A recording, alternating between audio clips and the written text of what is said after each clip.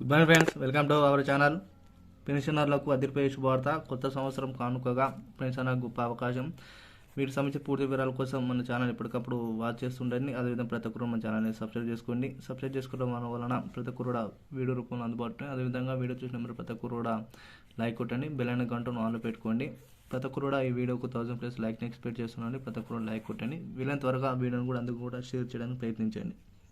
పెన్షన్లకు సంబంధించి ఈ వీడియోలో పూర్తిగా తెలుసుకోవడానికి ప్రయత్నిద్దాము. పెన్షన్లు ఏ విధంగా ఇస్తుర్రో, ఎక్కడెక్కడ ఇస్తున్నారు, మరి ఎంతమందికి ఇచ్చారు, వీటిపై కూడా తెలుసుకుని ప్రయత్నిద్దాము. పాత పెన్షన్లు 2016 రూపాయలు, 4016 సంబంధించి, అదేవిధంగా కొత్త పెన్షన్ 4016, 6016 రూపాయలకు సంబంధించి భవిష్యత్తులో ఇంకా 1000 రూపాయలు పెంచేయవచ్చని ప్రభుత్వం కూడా ఆలోచన చేస్తుంది. వీటిపై కూడా పూర్తిగా తెలుసుకోవడానికి ప్రయత్నిద్దాము. అయితే ఎవరైతే మన ఛానల్ని చూడని వాళ్ళు ఉన్నారు, ప్రతి ఒక్కరు వీడియోను కూడా అందరూ కూడా షేర్ చేయడానికి ప్రయత్నించండి. షేర్ చేయడం వలన ఈ యొక్క వీడియోను అందరూ కూడా వెళ్ళిపోవడం జరుగుతుంది. తెలంగాణలో, ఆంధ్రప్రదేశ్లో రెండు రాష్ట్రాలలో పెన్షన్లకు సంబంధించి పూర్తిగా వీడియోను తెలుసుకోవడానికి ప్రయత్నిద్దాము. మొదటగా తెలంగాణలో మనం చూసుకున్నట్లయితే, గత ప్రభుత్వం మనకు బీఆర్ఎస్ హయాంలో మనకు పెన్షన్ యథావిధంగా 2016 రూపాయలు కానీ, 3016 రూపాయలు కానీ ప్రతి నెల కంపల్సరీగా 1వ తారీఖు లేదా 1 వీక్లో ఈ యొక్క ఆసరా పింఛన్లు అనేటివి ప్రతి ఒక్కరు కూడా పడడం జరిగింది.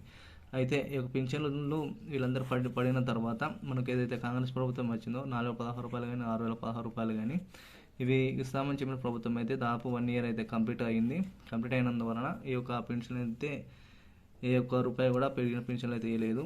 వీటిపై కూడా ప్రభుత్వాలు చాలా విమర్శించి మనకు పెన్షన్లు కూడా ఈ 2-3 రోజులలో వీటిపై కూడా చర్చించడానికి అవకాశం ఉంది.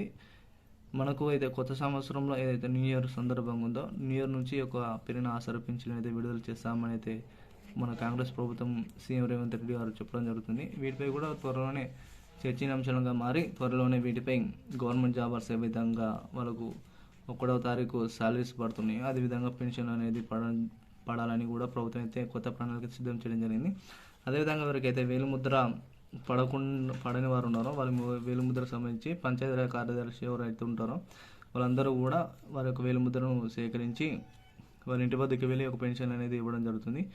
అదేవిధంగా మనకు పెన్షన్లు ఆంధ్రప్రదేశ్లో మనకు వాలంటీర్ పద్ధతి ఈ విధంగా ఇంటింటికి వెళ్ళి ఇస్తున్నారు. ఆ వాలంటీర్ విధానం కూడా మన తెలంగాణలో కూడా ప్రవేశించనున్నారు. ఈ ప్రవేశపెట్టిన తర్వాత నేరుగా పెన్షన్ అనేది వారి ఇంటి వద్దకే వెళ్ళి ఇవ్వడం జరుగుతుంది. ఎవరు కూడా మనకు మీ సేవా కేంద్రాల్లో కానీ బ్యాంకులో చుట్టూ తిరగాల్సిన అవసరం లేకుండా ఈ యొక్క కొత్త పద్ధతిని అయితే 2 రాష్ట్రాలు మనకు అవకాశం అనేది కల్పించడం జరిగింది. ఈ యొక్క వీడియో అయితే ప్రతి ఒక్కరు పెన్షన్లు అయితే ఈ యొక్క కొత్త అవకాశంలో పడడం జరుగుతుంది. కాబట్టి వీడియో నచ్చినట్లయితే లైక్ చేయండి. వీళ్ళని త్వరగా వీడియోని కూడా అందరూ కూడా షేర్ చేయడానికి ప్రయత్నించండి. ఒకవేళ మీకు ఆసరా పెన్షన్లు పడినట్లయితే అందరూ కూడా కామెంట్ రూపంలో తెలియజేయండి. Thank you all.